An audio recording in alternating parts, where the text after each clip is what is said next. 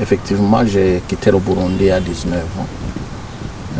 J'étudiais à l'école technique de Kamenge.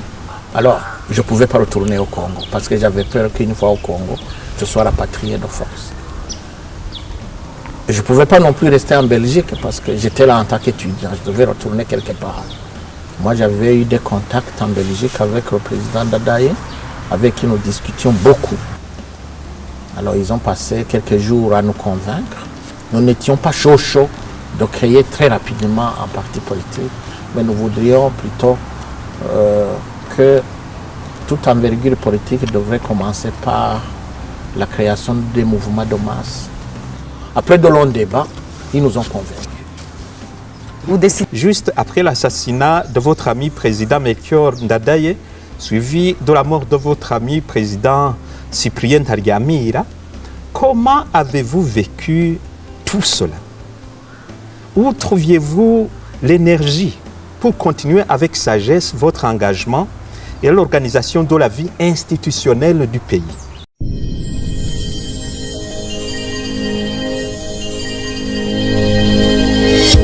Effectivement, j'ai quitté le Burundi à 19 ans. J'étudiais à l'école technique de Kamenge. Quand les événements de 1972, exactement le 22 avril, sont arrivés à mon pays. Les gens étaient tués à gauche, à droite, beaucoup, principalement au niveau des écoles. Et j'ai hésité beaucoup à faire comme les autres, c'est-à-dire fuir. C'est à la suite des informations que j'ai reçues, comme quoi 5 membres de ma famille venaient d'être arrêtés et tués, que j'ai pris la décision moi-même de prendre le chemin de l'exil. C'était une décision très difficile à prendre quand on est aussi jeune et surtout quand on n'est pas près des parents pour leur demander conseil, mais nous n'avions pas de choix. J'ai profité des connaissances que j'avais par l'intermédiaire d'un collègue d'école congolais qui nous a aidés à obtenir des documents qui pouvaient nous permettre d'entrer en République démocratique du Congo, le Zaïre à l'époque. Il s'appelait Mulamba. Et nous avons tenté la première fuite, c'était le 11 mai. Et pour ceux qui ne savent pas, la route Chanik-Congo était bouclée. Il y avait au moins 7 barrières jusqu'à Gatumba. Il fallait agir avec beaucoup de doigté pour pouvoir arriver là-bas parce que les gens ne pouvaient même pas aller à la plage.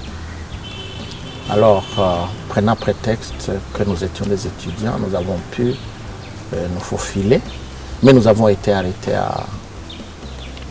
au Chanik et puis nous avons contourné au Chanik. Vous savez, là où se trouvent toutes les maisons que vous connaissez là-bas, il n'y avait rien. Il y avait tout simplement des marais. Mais nous avons pu rejoindre l'autre route et nous avons pu continuer jusqu'à la rivière Rusizi. Et de là-bas, nous avons dû faire demi-tour parce que quelqu'un nous avait identifié et nous a forcé de retourner ou alors d'être livré au GDR, comme tout le monde.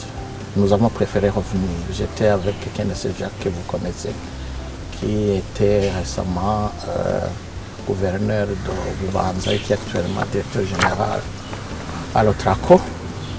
Alors nous sommes revenus à Bujumbura, évidemment, nous sommes restés cachés et nous avons encore pris la fuite le 14 mai.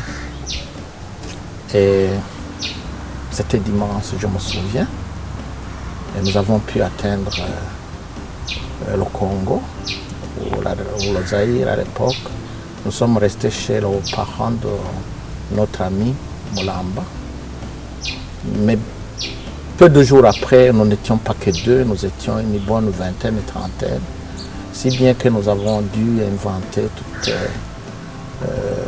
nous avons dû chercher tous les moyens possibles pour peser moins sur la famille qui n'avait pas beaucoup de moyens de nourrir tout son monde là-bas. C'est comme ça que nous avons été cultivés dans ces montagnes que vous voyez là-bas. Nous avons été creuser des trous pour les toilettes, etc., pour avoir juste à manger. Et puis, nous avons attendu comme les autres l'avenir venir. L'essentiel étant que nous avons pu sauver notre vie. Et au mois de juillet, nous avons décidé de rejoindre Bukavu, où il y avait un centre Jean 23 qui accueillait beaucoup de jeunes étudiants.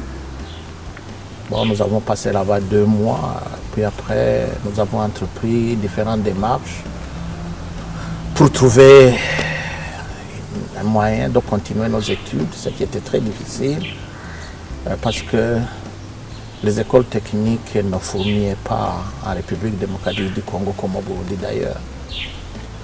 Mais chance étant, nous avons rencontré un de nos professeurs, nos anciens professeurs qui avaient défroqué, comme Fred de la Charité, qui s'était marié, qui résidait au Congo, belge d'ailleurs, il est belge, et qui nous a aidés à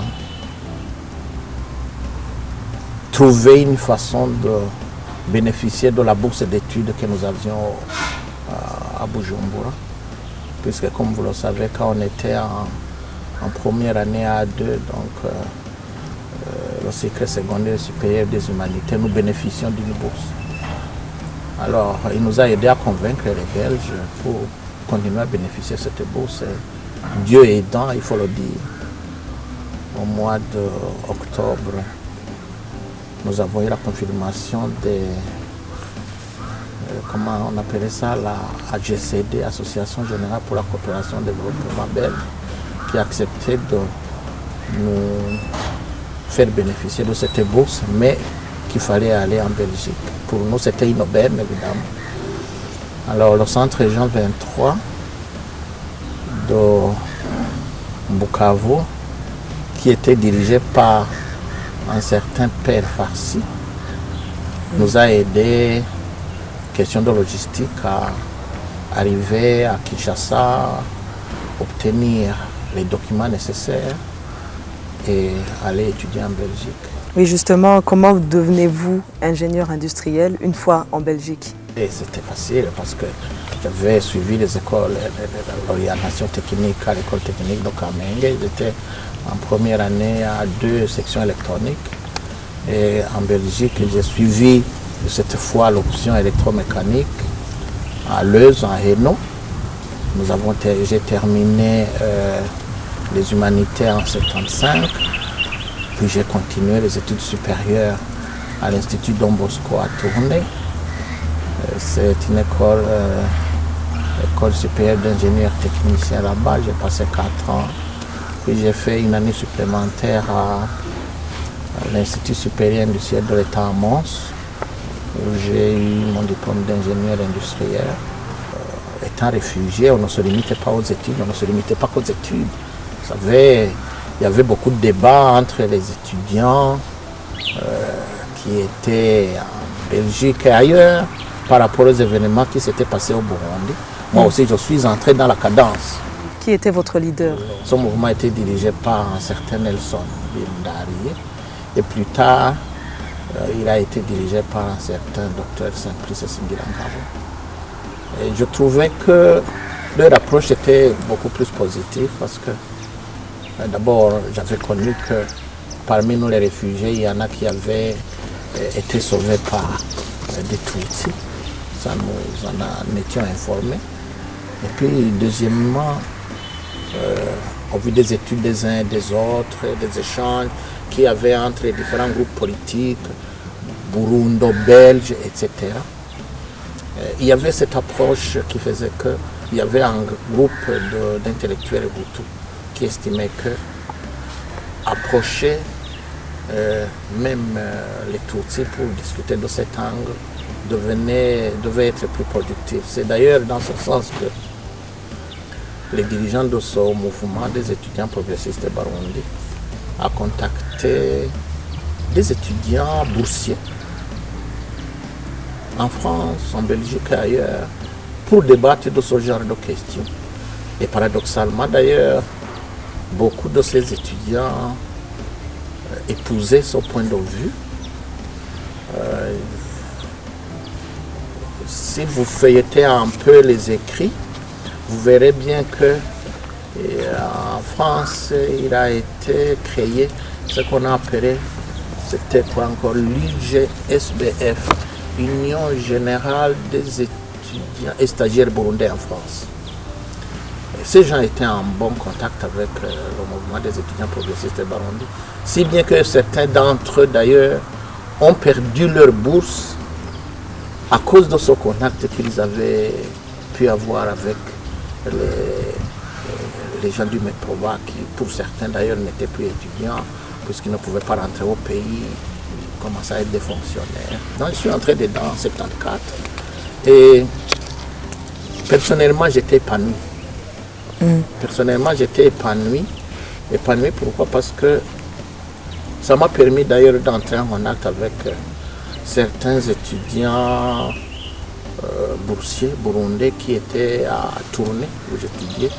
Il y avait un certain Onesphore qui est malheureusement décédé, qui était un ami personnel et avec qui j'avais pu tisser des contacts qui m'ont permis d'entrer en contact avec beaucoup d'étudiants boursiers burundais, Tutsi de Bruxelles, de Mons d'ailleurs, et avec qui d'ailleurs j'avais l'occasion de discuter des problèmes burundais par rapport aux documents.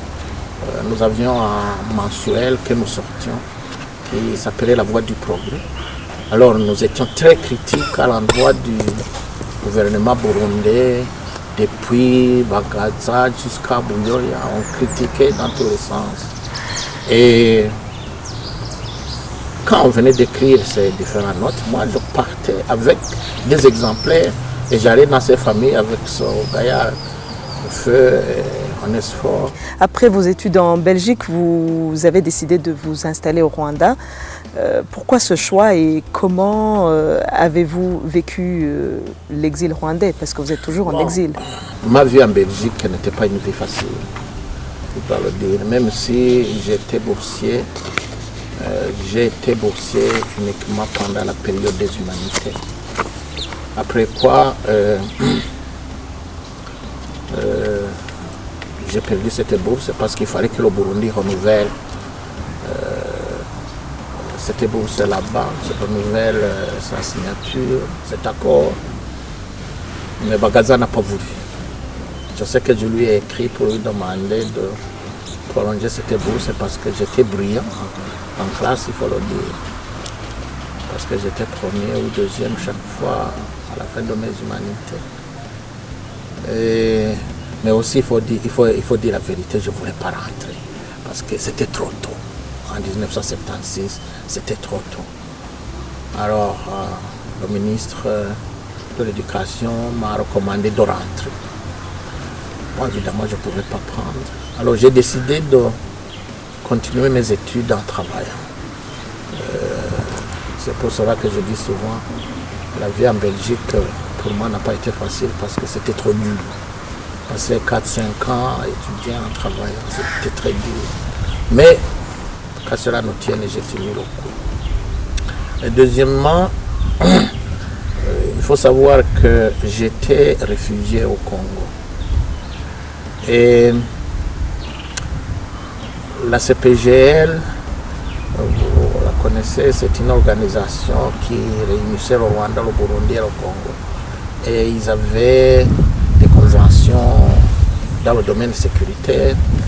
Et ce qui fait que le renouvellement ou la prolongation de validité de mon passeport en Belgique par l'ambassade du Congo a toujours été très difficile. Si bien que j'ai passé environ 2 ans avec des papiers qui n'étaient pas en ordre. Et j'ai dû même protester jusqu'aux Nations Unies au niveau du Haut Commissariat pour les réfugiés pour accuser le Congo qu'il joue le jeu du Burundi. Et c'était vrai. Parce qu'il n'y avait aucune raison à ce qu'il ne proroge pas la validité de mon passeport puisque j'étais un étudiant régulier. Alors, je ne pouvais pas retourner au Congo parce que j'avais peur qu'une fois au Congo, je sois rapatrié de force.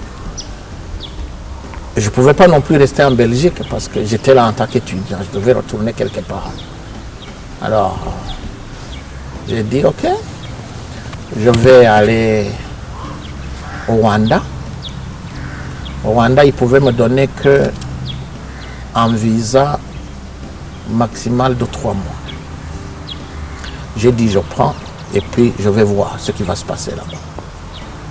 Alors, je suis rentré au Rwanda avec une vision que si au Rwanda ça ne va pas, je vais piquer sur la Tanzanie. Si en Tanzanie ça ne va pas, je pique sur le Mozambique. Et si au Mozambique ça ne va pas, alors je vais retourner en Belgique, vivre comme une top. Alors, je suis allé au Congo, plutôt au Rwanda. J'ai essayé d'obtenir le transfert de mon statut. Ils estimaient que je devais retourner au Zaïre. Alors, même sans papier, j'ai essayé de trouver de l'emploi. Il était très difficile de trouver de l'emploi sans document. Mais la chance étant, c'est pour ça que moi je dis Dieu est toujours avec moi. Et je dis Ndaïza, c'est un bon nom. J'ai rencontré un ami que j'avais aidé comme ça, à tout hasard, en Rwandais, en Belgique. Il était en panne avec un ami burundais, et puis moi j'étais en voiture. Je les ai vus, je me suis arrêté, puis le véhicule était en panne, il devait aller à Mons, comme j'étais en vacances. Ils m'ont dit, est-ce que tu ne peux pas nous conduire là-bas? J'ai dit oui. Je les ai conduits, pourvu qu'ils m'aident de l'essence. On est allé, on est revenu, et le monsieur, je l'ai déposé à son hôtel. Alors, à un certain moment, c'était au mois de janvier, je me souviens bien. J'avais beaucoup de problèmes, mais j'étais très inquiet. Puis je l'ai vu, je suis allé lui dire bonjour. Il m'a reconnu. Je ne savais même pas qui il était. Quand il m'a reconnu, il m'a dit, qu'est-ce que tu fais ici? Je dis, je suis là, mais j'ai beaucoup de problèmes. Quel problème? Je lui ai décrit mon histoire. Il m'a dit, alors tu restes là-bas. Je ne savais pas que c'est un des grands là-bas. Un des grands du Rwanda. Alors, celui-là, il m'a donné rendez-vous le lundi suivant. Je suis allé le voir et puis c'est lui qui a cherché le boulot pour moi. 2 semaines après, j'étais engagé à la NH vers le Rwanda, sans papier officiel. Mais j'ai eu la chance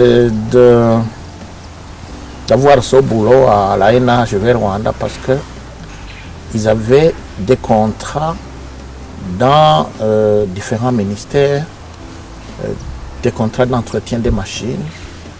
Et comme par hasard, à la documentation, à la sûreté rwandaise, il y avait un ingénieur engagé à l'NHV pour qui il avait été impossible de réparer certaines machines. Alors lui, il a démissionné. Moi, je me suis installé à sa place. Et on m'a donné comme premier examen d'aller réparer ces machines là-bas. Je suis allé. Je me souviens, j'ai travaillé pendant 5 jours. Et le 5e jour, toutes les machines marchaient bien. Alors, ils m'ont posé toute une série de questions. D'où tu viens? Qu'est-ce que tu fais au Rwanda? Où est-ce que tu te cachais? Alors, je leur ai dit que j'étais à la recherche de l'emploi, mais qu'eux, ils ne voulaient pas me donner les papiers. Alors, j'étais un oiseau rare. Alors, ce sont eux qui se sont débrouillés pour me donner les pistes pour pouvoir bénéficier du statut de réfugié au Rwanda. Alors, ils ont exigé de moi que j'aille au Congo, au Zaïre, pour déposer mon passeport et que j'amène un papier qui dit spécifiquement que j'ai remis mon passeport de réfugié au Haut Commissariat pour les réfugiés au Congo. C'est ce que j'ai fait. Mais évidemment, je n'ai pas donné le document en question parce qu'il fallait que j'ai un document et que je puisse avoir l'autre en même temps. Sinon, je vivrais comme un pigeon voyageur. C'est ce que j'ai fait. Je suis revenu avec le papier, je leur ai remis le document. Alors c'est comme ça que j'ai eu le statut de réfugié au Rwanda. Bon, Et vous savez, les choses, Dieu il arrange les choses comme il veut. alors, une fois au Rwanda, est-ce que vous êtes resté ingénieur et ou activiste politique? Et quelle relation vous aviez avec d'autres Burundais qui étaient également exilés? Il fallait que je me stabilise. Je crois que c'était le premier objectif.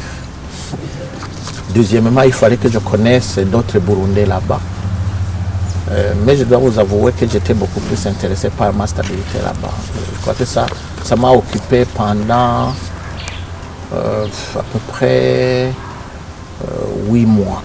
Mais c'est alors beaucoup plus tard. Nous avons pensé qu'il fallait que le mouvement pour l'émancipation et le progrès des Barundi s'installe au Rwanda.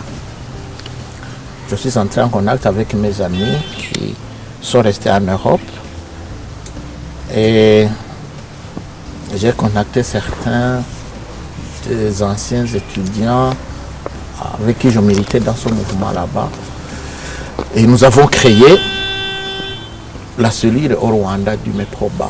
Et puis après, il est advenu ce qui s'est passé ici à Bujumbura, c'est-à-dire la préparation des élections. Et en 1992 en particulier, il y a le secrétaire général Karibouami Poncien avec qui est encore Neftali, qui sont venus au Rwanda en visite. Je crois qu'ils avaient une mission quelque part qui était à la recherche de gens qui pouvaient animer le Frodebo au Rwanda. Alors, ils sont tombés sur moi et Batungwana aux gens, ce qui est tout à fait normal parce que d'abord, moi j'avais eu des contacts en Belgique avec le président Dadaye, avec qui nous discutions beaucoup. Alors ils ont passé quelques jours à nous convaincre. Nous n'étions pas chaud de créer très rapidement un parti politique, mais nous voudrions plutôt que toute envergure politique devrait commencer par la création des mouvements de masse. Après de longs débats, ils nous ont convaincus. Au Rwanda, si vous voulez, j'étais bien. Franchement, j'étais bien au niveau personnel. Non pas dire que j'avais un très bon poste, non. Parce que, et là je voudrais d'ailleurs insister là-dessus, parce que la plupart des Burundais croient que les Burundais qui étaient réfugiés au Rwanda étaient choyés, etc. Parce que ce sont des Hutus qui étaient avec des Hutus. C'est pas vrai. D'abord, vous n'avez qu'à regarder quel est le Burundais qui avait un bon poste au Rwanda. Je vais vous donner des exemples. Moi, j'étais ingénieur. Mon chef avait terminé les humanités.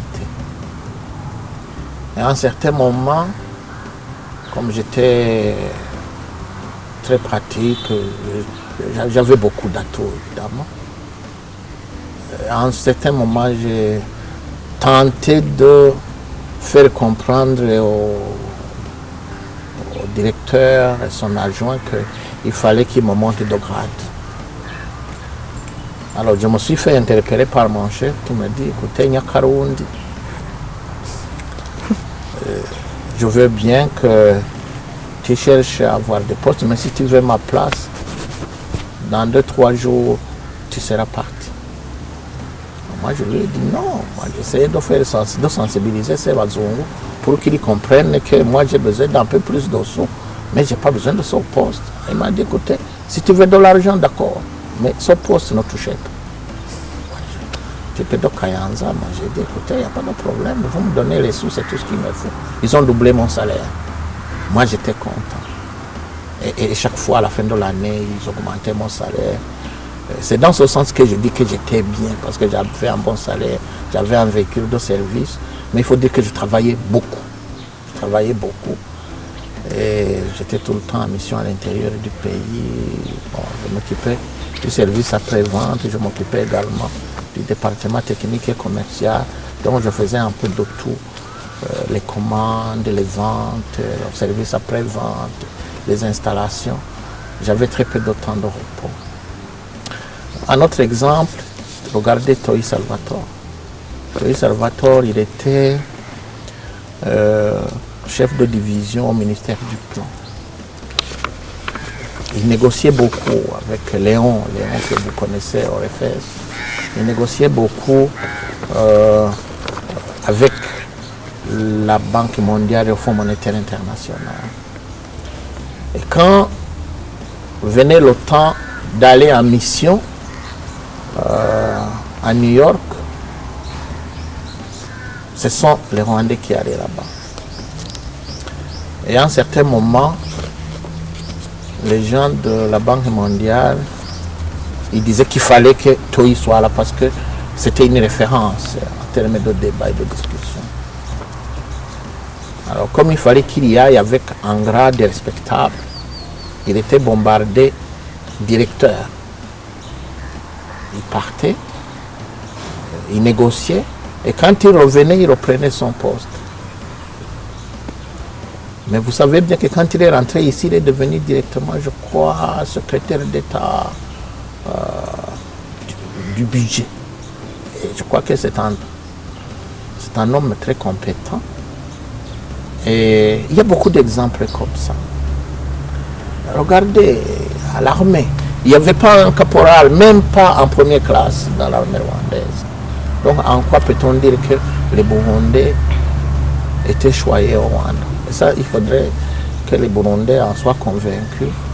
C'est pour vous dire que quand j'étais au Rwanda, comme la plupart des Burundais, aussi bien qu'on pouvait être, on ne pouvait qu'aspirer à rentrer chez soi. C'était vraiment ça l'idéal. Et si moi j'ai décidé de militer au sein du FRODEBO, c'était essentiellement pour que je puisse rentrer. Je n'avais pas de problème d'emploi puisqu'il y avait la NHV ici au Burundi. Donc je n'avais aucun problème pour ce qui est de l'emploi parce que mon directeur qui était directeur au Rwanda et en même temps directeur au Burundi m'avait promis qu'une fois que je rentre au Burundi, il va me bombarder chef, ce qui a été le cas. D'abord, moi je suis rentré au Burundi en 1993. Je suis rentré définitivement au Burundi au mois d'août. Et je suis allé travailler à la NHV Burundi. J'étais content. Je peux vous dire même qu'au niveau du FRODEBO, ils m'ont proposé certains postes.